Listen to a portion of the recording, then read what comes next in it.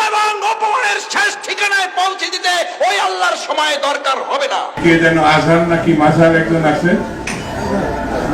আগে ওরা খাইছে এখন এরা খেতে চায় না, কি বলছেন না? নামকে বিকৃত করা থেকে বিরত থাকুন।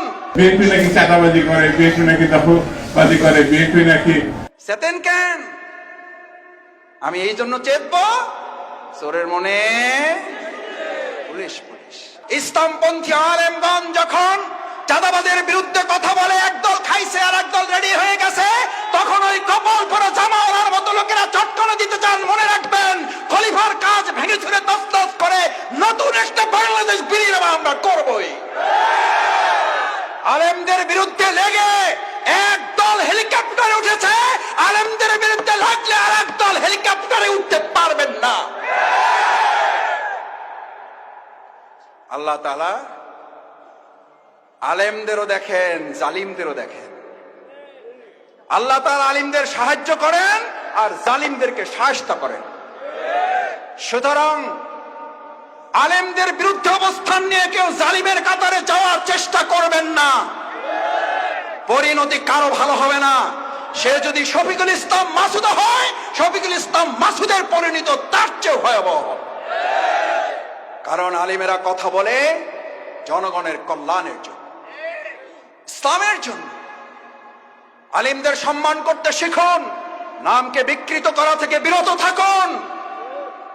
ফ্যাসিস্টদের এক টাকলা মুরাদ মনে করিয়ে দিচ্ছি, শুধু এই মাওলানা ডক্টর আজহারি হাফিজাহুল্লাহ বলেছেন, ওই যে কি একটা বলে, ঠিক না ঠিক, এই কথা বলার দুই একদিনের মাথায় ওর মন্ত্রিত্ব চলে গিয়ে অপমান লাঞ্ছনার কাজ করে আল্লাহকে দাঁড় করিয়েছিলেন। আজ যারা আজহারিকে আজহারি কিংবা ফাজাহারি বলেন, আপনাদেরকেও লাঞ্ছনা এবং অপমানের শেষ ঠিকানায় পৌঁছে দিতে ওই আল্লাহর সময় দরকার হবে না। কি বলেন? আমরা জানি না আপনারা এগুলো বুঝে না নাকি না বুঝে, নাকি শয়তানের পাল্লায় পড়ে বলেন।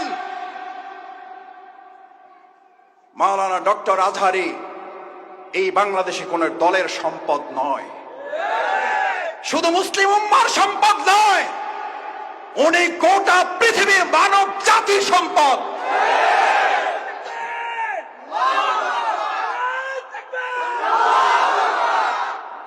ওনাকে আপনারা বলেন একটা দলে যোগ দিয়ে দেন, আরে ভাই উনি তো একটা দলে আছেই, বুঝেন না কেন?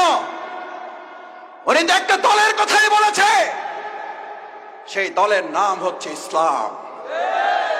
ইসলামের কথা বললে যদি কারো গায়ে আগুন জ্বলে, তাহলে বুঝতে হবে ওটা মুসলিম নামের কলঙ্ক, ইসলামের দুশমন। ইসলামের শত্রুরা হুঁশিয়ার সাবধান। আমরা বললাম সাদাবাজার রেডি হয়ে আছে। আরে ভাই, রেডি হয়ে আছে বলার মধ্যে দিয়ে যদি আমি ভয় পেয়ে যাই, তাহলে তো আমি দুইটা অন্যায় করেছি। নিজ দায়িত্বে এটা আমি এবার ঘাড়ে চেপে নিয়েছি। চোরের মনে দুই উজু করা লোক সকালবেলা, একজন তাহাজ্জুদের জন্য আর একজন চুরি করার জন্য নাক মুখ ধোয় না। তাহাজ্জুদওয়ালা মনে করতেছে এই দেশে তো আরো চোর আছে, এটা মনে করে। তাহাজ্জুদওয়ালা মনে করে আমার মতো তাহাজ্জুদ পড়ার লোক তো এই সমাজে আরো। চোরওয়ালা মনে করে চোর আগে তো একা করতাম, এখন থেকে আমার দলে লোক আরো। আল্লাহ, এই গল্পগুলো এরা কেন মনে রাখে না? এগুলো তো গল্প না, এই গল্প মনে রাখলে তো চেতার কথা না। চেতেন কেন? চেতেন কেন? আমি এই জন্য চেতব, চোরের মনে পুলিশ পুলিশ। সে যেই হোক, শফিকুল ইসলাম মাসুদ যদি মনে করে আমার মধ্যে চোরামির অভ্যাস আছে, তাহলে পুলিশ দেখলে তো ভয় একটু। হাত কাটার ওয়াজ যদি করার পর ভালো মানুষেরা ভয় পাবে না চোরেরা ভয় পাবে? তাহলে হাত কাটার ওয়াজকে ভয় পান কেন? সুদের বিরুদ্ধে ওয়াজ করলে মসজিদের সভাপতি খেইবা যান কেন? আবুল হেকাম কিসের বাপ? বুদ্ধির বাপ ছিল, শুধু কি ছিল না? ইসলাম না থাকার কারণে আবুল হেকাম যদি আবু জেহেল হয়ে যায়, আজকে যারা রাজনীতি করেন আর তারা যদি বলেন ইসলামের মধ্যে টাইনেন না, ওই বেটা কি আবুল হেকাম না আবু জেহেল? ওই বেটার নাম কি? ওই বেটার নাম কি? ও আব্দুর রহিম হইল ওর নাম ওই বেটার নাম আব্দুর রহিম হইলো, ওই বেটার নাম কি? ওই বেটার নাম দুদু মিয়া হইলো, ওই বেটার নাম কি? কথায় রাগ করেন না, বুঝে শুনে কথা বললেন। আবু জেহেলের লাইন ধরেন না কেউ, আমাদেরকে ভয় দেখাবেন না, কারণ আমরা ভয় করি কাকে? কাকে? আল্লাহকে যারা ভয় করে, গোটা দুনিয়ার অপশক্তিরা ভয় করে তাকে। এই জন্য আমরা বিগত 15 বছরে 3 জন নামলে প্রশাসনের প্যান্ট খুলে পড়ে যেত। জিজ্ঞেস করতো কারা নামছে, কয় হুজুররা, কয় কোনো অসুবিধা নাই, কয় ব্যানার দেখেন, ব্যানারে কি লেখা আছে, কয় ব্যানারে লেখা আছে জামাত ইসলামী, কয় এবার সাবধান থাকো।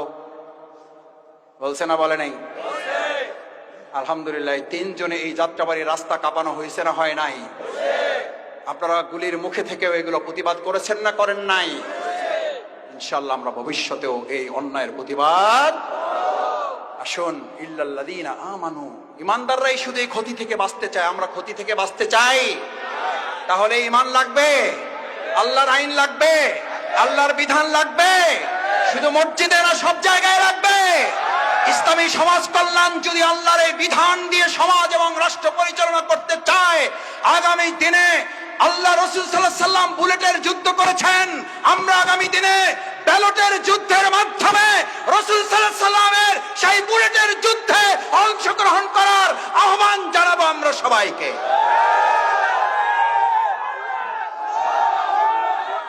রাজি সবাই?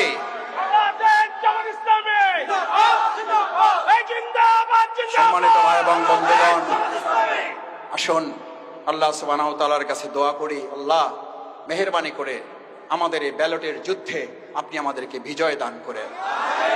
রাসূল সাল্লাল্লাহু আলাইহি সাল্লামের সেই বাণী আমাদেরকে ধারণ করান। কতিপয় হাপরওয়ালা বুঝেন, দা কাশি বানায়, তাদের সাথে অবস্থান করেন, কোনো কাজ করবেন না। মাথা থেকে গন্ধ না দুর্গন্ধ বেরোবে, কারণ হাপরওয়ালাদের সাথে বসে আছেন। হাপর বুঝেন, দা কাশি বানায়। রাসূল সাল্লাল্লাহু আলাইহি সাল্লাম বললেন, তোমার আতর কেনার সামর্থ্য নাই, পকেটে টাকা নাই, আতরের দোকানে সকাল থেকে সন্ধ্যা পর্যন্ত বসে থাকো। গন্ধ না দুর্গন্ধ? কি দুর্গন্ধ না সুগন্ধ? আজ এখানে যারা আছেন, ব্যালটের যুদ্ধের মাধ্যমে আগামী দিনে হাপরের পক্ষ নিবেন নাকি আতরওয়ালাদের পক্ষ নিবেন? আতরওয়ালাদের পক্ষ নিবেন যারা, দেখি হাতগুলো। আল্লাহ আমাদের আতরওয়ালাদের সাথে কবুল করেন। আস্তাগফিরুল্লাহ রাব্বি মিন কুল্লি যামবি ওয়া আতুবু ইলাইহি। সুবহানাকাল্লাহুম্মা ওয়া বিহামদিকা আশহাদু আল্লা ইলাহা ইল্লা আনতা আস্তাগফিরুকা ওয়া আতুবু ইলাইহি।